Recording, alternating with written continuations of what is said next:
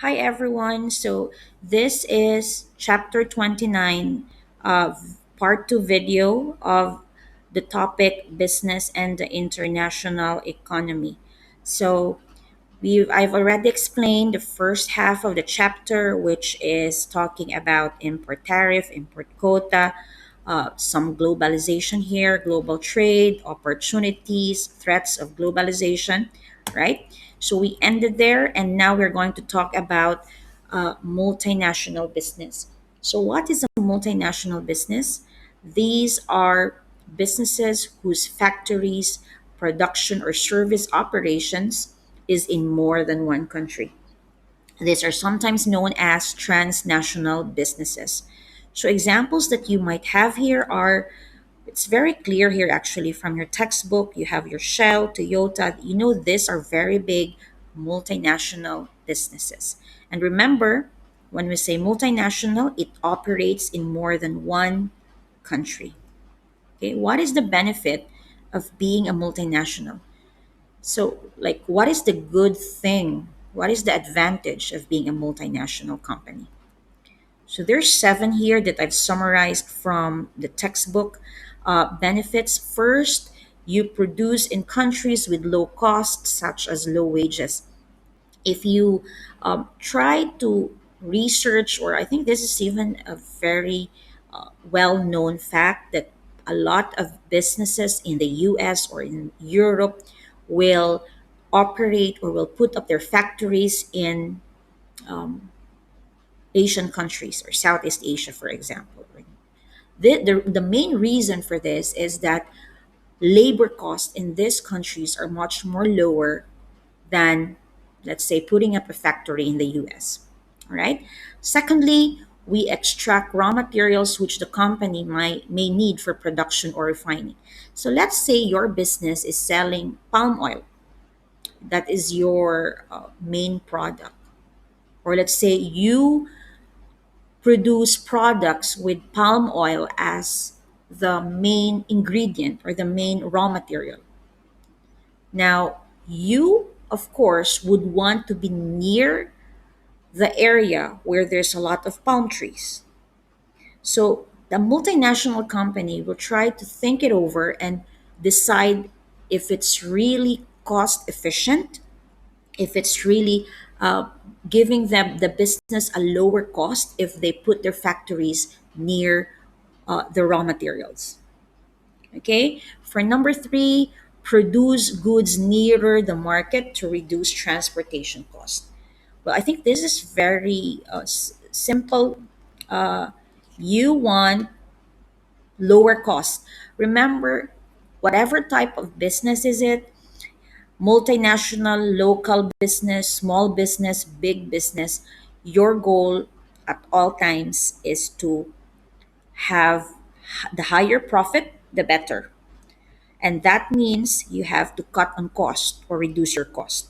And this is one way of uh, reducing your cost if you have reduced transportation cost. So, fourth, avoid barriers to trade put up by countries to reduce the import of goods. Okay, I really want to explain number four because I think this might confuse you a little bit. Let's go back to the palm oil example.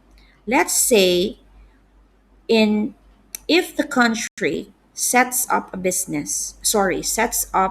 factory in a Southeast Asian country with a lot of palm oil in it, then that multinational company will no longer have to import the products or import the palm oil to, let's say, US, because their factory is already in that country. So this will reduce barriers to trade. Okay, so let's say I will repeat that because I think I'm not really clear on that. Let's say you're a US company and your product is palm oil. So naturally you want to be near palm trees. But if you don't have a factory in a Southeast Asian country with a lot of palm trees, then what you do is you will keep on importing. Sorry, you will keep on importing, import raw materials, okay, to your own country, to US, to the US. So that will be extra cost for you and more barriers to trade. Okay. So you know what barrier is, right? It's like a fence. It's something that stops you from doing something. So what this US company will do is to avoid these barriers, they will now set up their factory in that country with a lot of palm trees. So this will reduce all other types of barriers to trade. All right. Number five, increase market share and expand into different market areas to spread risk. This is very I like this one because it tells you if your business is not only in one country, it's in a lot of countries. So your risk spreads. So let's say there's an economic problem in the US, but you have other factories in Europe, in Asia. Okay, so this means that it will basically decrease or decrease your risk or spread your risk in your business. Number six, you will remain competitive with rival businesses which may be expanding abroad. So for number six, just think about it. Toyota is a multinational business, so it's very, very known. And if you're everywhere, that's actually a very good advertising as well. And you remain competitive with other businesses, which are also expanding. So let's say Shell. Shell is not the only multinational business for oil. So if you keep on expanding to other countries, your level of competition remains very good. Okay. Seven, you gain government grants from the government, because why would the government actually give you grants? Simply because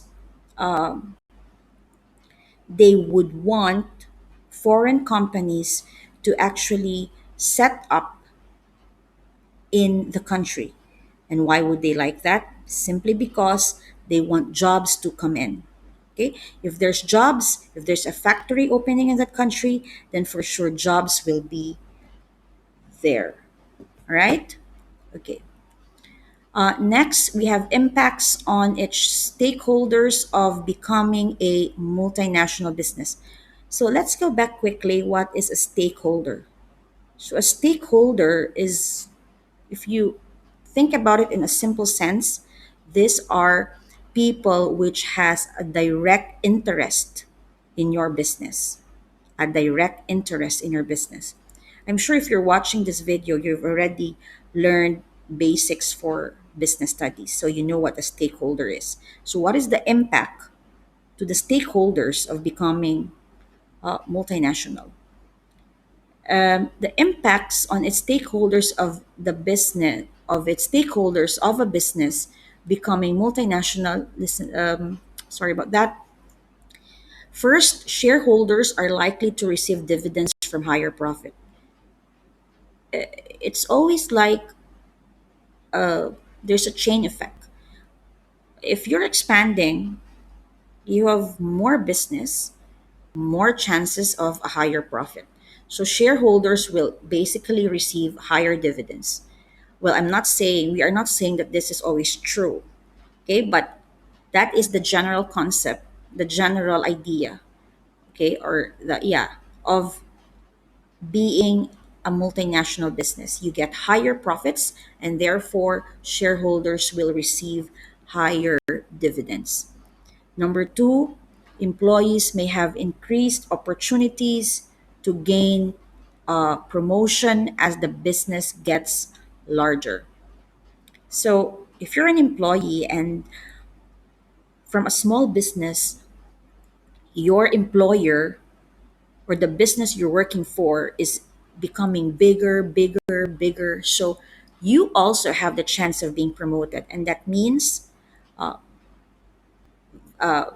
motivation for you as an employee. That's one. And higher salary. Okay.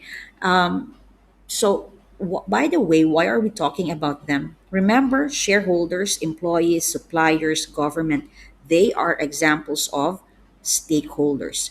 These four have direct interest in your business. So, an employee would want you to be successful. An employee will want the business to be successful because it gives him an increased opportunity to gain promotion. Okay? Next, suppliers may have increased or decreased sales. So this is actually a kind of a vague statement, but it depends really on what is happening. Because you see here, suppliers may have increased or decreased sales. Why? Sometimes, as the business goes larger and expanding to other countries, the multinational business might not get the raw materials from you anymore, or might not get the supplies from you anymore, and instead buy from local uh, suppliers of that country where the factory is. Or the other way would be because you as the supplier and the business have a very good relationship, then perhaps the multinational business will be still loyal to you and use you as the supplier for all the operations for all factories. All right. I'll give you an example for that. So let's say when you started small, you are just getting sugar from company A. Okay, it's always company A who is supplying you with sugar. Now you expanded to different countries. So there's a possibility that if you are company A, you will decrease your sales for sugar if that multinational company starts buying sugar from other suppliers in those other countries. Or it can be the other way around, where that multinational company will continue to buy from you sugar. So that's a two-way thing. All right? I hope that's clear. Number four, governments may gain higher tax revenues or lose tax revenue. So it's the same concept as number three, though. Like it can be two sides. So the government may gain higher tax, okay, or losing tax. Perhaps the government would want you to, let's say, open up more factories in your own country. So the government will tell the multinational business, okay, if you put your factory here, we will cut the tax for you. So it can be like that. Or it can also increase the tax revenue depending on the arrangements for tariffs and for quota.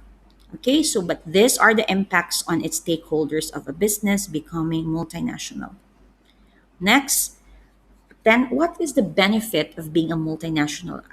Um, I didn't like use the long explanations of the textbook.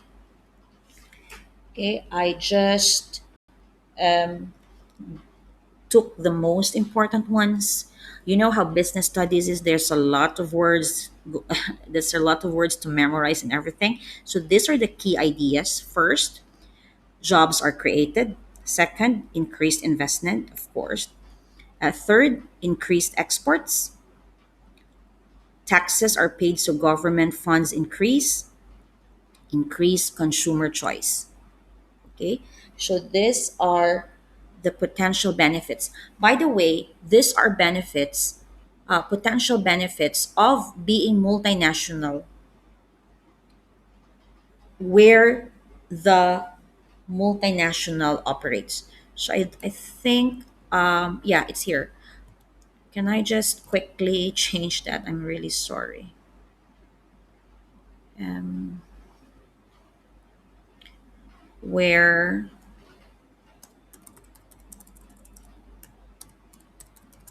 I'm really new to making videos, so let's say where the multinational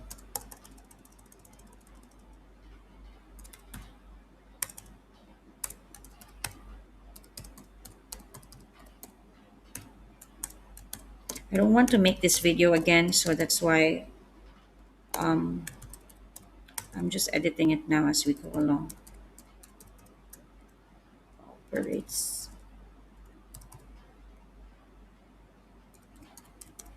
Okay, let's make this a bit lower.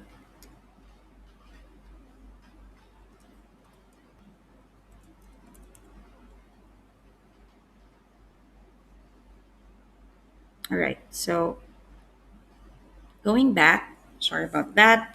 Um, Potential benefits of being a multinational where the multinational company operates. So jobs are created, increased investment, increased exports, taxes are paid, so government funds increase, and increased consumer choice. What are the drawbacks, or let's say, what are the negative impacts to the economy where the multinational operates? First, the jobs created are often unskilled assembly line tasks. So, in short, these are low level jobs. So this is one of the drawback. You might not that multinational company might not hire very skilled workers. Okay. To reduce sales of local businesses, obviously because the customers now have more options. So possibly uh, the sales of local businesses will also go down. Repatriation of profits. So whatever profits that the multinational company has in that country, it will put it back to its home country. So let's make an example. Let's use you as you're a US company and you put a factory in Southeast Asia. The profits that you have in Southeast Asia, you will put it back in the US. So definitely the profits does not stay in Southeast Asian country, in that Southeast Asian country where the factory is. Number four, use of scarce and non-renewable primary sources. So you see, a lot of multinational companies would open factories in countries with a lot of those raw materials. So, in short, what is the effect to the environment, to the resources of that country, let's say in Southeast Asia, let's say the palm trees? If the palm oil company will keep on cutting the palm trees because they want it for the palm oil, so that will basically decrease the resources. Okay? Five, very large influence on the government and the economy. So, because this multinational company will be hiring thousands of workers, then the government will give this multinational company importance, okay, so or an influence because it's giving jobs to a lot of people in that country where the factory operates. So, I hope that's clear. Always remember questions like this. You should memorize at least three, two or three of them. Make it three, okay, and you have to understand the concepts very well. Lastly, this is the last topic. It's about exchange rates. So, what is exchange rate? It is the price of one currency in terms of another currency. So, my example here is US dollar and Qatari riyal. So, let's say this is the conversion. For every $1, I need 3.65 Qatari riyal to buy a dollar, and vice versa. Or if I have $1, I can purchase 3.65 Qatari riyal. And now we're going to talk about currency appreciation and depreciation. So, what is appreciation? It occurs when the value of the currency rises. If you notice, it says here appreciate. Obviously, when we say appreciate, it's something good. So, if the value of your currency rises against another currency, then that is called appreciation. Depreciation, on the other hand, occurs when the value of the currency falls or it buys less of another currency. Now, I'm just giving you an example here so that you can picture it out. Let's say our base conversion is $1 is equal to 3.65 Qatari riyal. How do we know it appreciates? So look at this. Qatar's currency appreciates, US dollar depreciates. If this is the case now, if the dollar is equal to 3.60 Qatari riyal, it means that the Qatar's currency appreciate because to get a dollar, you only need to take out from your pocket 3.60 Qatari riyal. Okay, remember this is our base conversion. Let's say yesterday you need 3.65 Qatari riyal to get $1. Today, you only need 3.60 Qatari riyal to get a dollar. So therefore, your Qatar's currency appreciates. You only need less of your Qatari riyal to get a dollar. The second example is depreciation for Qatar's currency. This is again our base. Yesterday, you need 3.65 Qatari riyal to buy $1. Today, you need 4 riyal to buy 1 US dollar. So it means here that your currency depreciates, okay, or falls. You need more of your money to buy something, which is not good. All right? Okay. So this is the effects of exchange rate depreciation and appreciation. Again, our base here is 1 US dollar is equal to 3.65. I just explained it earlier. Depreciation what? Makes exports cheaper and imports more expensive. Okay? And appreciation raises or raise in price of exports and import prices fall and demand for them may rise. So let's go to this example here. If your money is depreciating, your import will be more expensive. Why? Let's say you're buying clothes from the US. Yesterday, you only need 3.65 real to buy a $1 shirt. But because your country's currency went down or depreciates, Qatar's currency depreciates, then you now need 4 real just to buy a $1 shirt. So this is an example of depreciation. Okay, these are all theory examples. Okay, I'm not saying this is true now. This is just for classroom instruction to explain to you what is appreciation and depreciation, right? I hope you learned from this. So we are now left with activity task. Thank you for watching the part 2 of this video.